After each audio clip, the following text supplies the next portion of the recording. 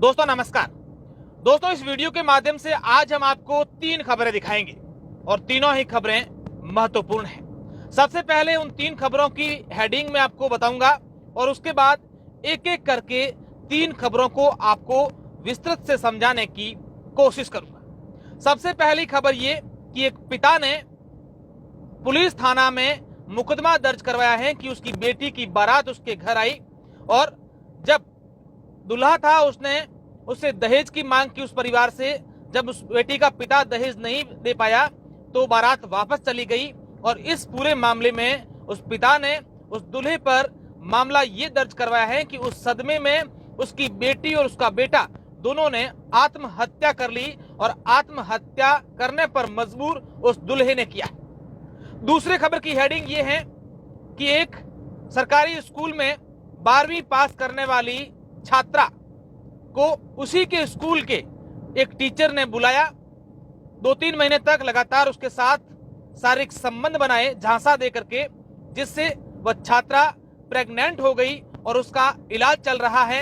इस पूरे मामले में पुलिस थाने में उस छात्रा के परिजनों ने रेप और SC/ST का मामला दर्ज करवाया है।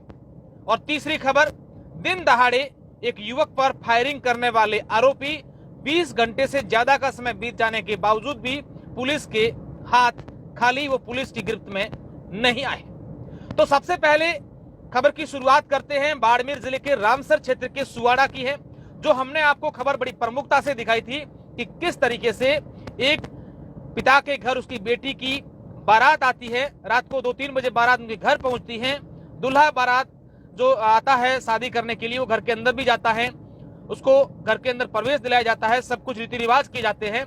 लेकिन उसके बाद दूल्हा जो है अपनी गर्दन नेल कटर से काट देता है और बारात वापस लेकर चला जाता है कि मैं यहाँ शादी नहीं करूंगा।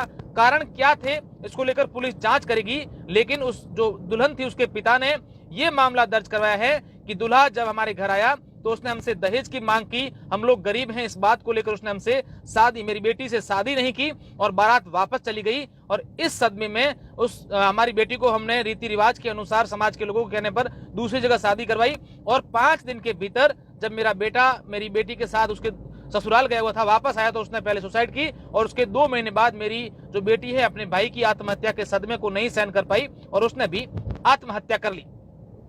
इस पूरे मामले में उस बेटी के पिता ने पुलिस थाना रामसर में मामला दर्ज करवाया है और पुलिस इस पूरे मामले को लेकर जांच पड़ताल कर रही है। इसमें आरोपी जो दूल्हा है कमलेश नामक, वो एक सरकारी शिक्षक है।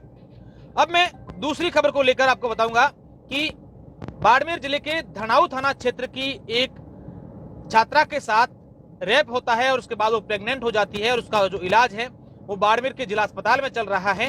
इस पूरे मामले में पीड़िता की ओर से ऐसी रिपोर्ट दर्ज करवाई है कि वो धनाऊ क्षेत्र के एक गांव की सरकारी स्कूल में पढ़ती थी।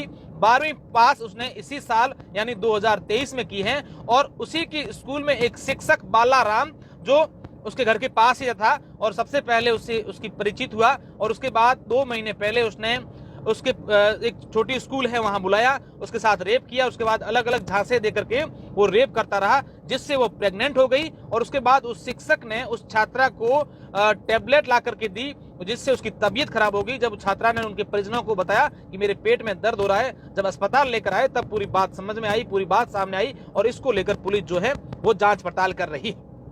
अब तीसरी खबर को लेकर बात करते हैं तो कल दोपहर को करीब 2-3 बजे बाड़मेर शहर में दिन दहाड़े एक गैरेज पर काम कर रहे एक मैकेनिक पर फायरिंग की जाती है, जिससे उसके शरीर में 3 गोलियां लग जाती हैं। और ऐसा बताया जा रहा है कि दिन दहाड़े हरी बाजार में एक मैकेनिक युवक पर जो फायरिंग होती है और उस फायरिंग का जो आरोपी है 20 घंटे बाद बीत जाने के बावजूद भी अभी भी पुलिस की गिरफ्त में नहीं आया है। अब इस पूरे मामले को लेकर जो पुलिस है वो जांच पड़ताल कर रही है कि आखिर 20 घंटे बाद जो है वो आरोपी कहां भाग गया है। अभी पुलिस के हाथ खाली हैं। अब इस पूरे मामले को लेकर बात जो सामने आई है वो इस प्रकार की है कि राजस्थान के गंगानगर जिले का निवासी रिंकू पिछले 2-3 साल से बाड़मेर में मैकेनिक का डेंटिंग पेंटिंग का काम करता था और उसका एक दोस्त था रघुवीर जो पंजाब का था।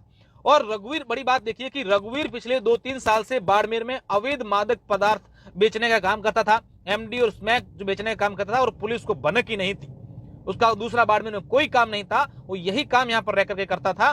और कल दोपहर को 3 बजे वो उसके रिंकू के गैरेज गया, वहां पर उसके साथ कुछ और लोग भी थे। उसने धड़ाधड़ उस पर फायरिंग गोलियों से की और जिससे उसके 3 गोलियां शरीर में लगी। उसके जो पास व्यक्ति था उसने आसपास के लोगों को बुलाया, उसे अस्पताल लाया गया और प्राथमिक उपचार के बाद उसे जोधपुर रेफर किया गया और उसकी गोलियां वहां पर निकाल दी गई है। अभी उसकी जो हालात है वो ठीक है। पुलिस ने अलग अलग टीमें गठित किए हैं और जो रघुवीर है उसको तलाश करने की कोशिश कर रही है, लेकिन बड़ा सवाल ये है कि जो बाहरी लोग बाड़मेर शहर में जो रह रहे हैं, इस प्रकार का काम धंधा कर रहे हैं, उन पर पुलिस अंकुश कब लगाएगी। तो ये 3 महत्वपूर्ण खबरें थी और अगली खबर हम आपको राजनीति से जुड़ी बताएंगे। तब तक दीजिए इजाजत। बहुत बहुत शुक्रिया, क्योंकि राजनीति से जुड़ी ऐसी खबर है जिसको लेकर आप सब लोग इंतजार कर रहे हैं, क्योंकि भाजपा की ओर से पहली सूची बहुत जल्द आने वाली है और उस सूची को लेकर हम अगली खबर में आपको पूरी जानकारी देंगे। बहुत बहुत धन्यवाद।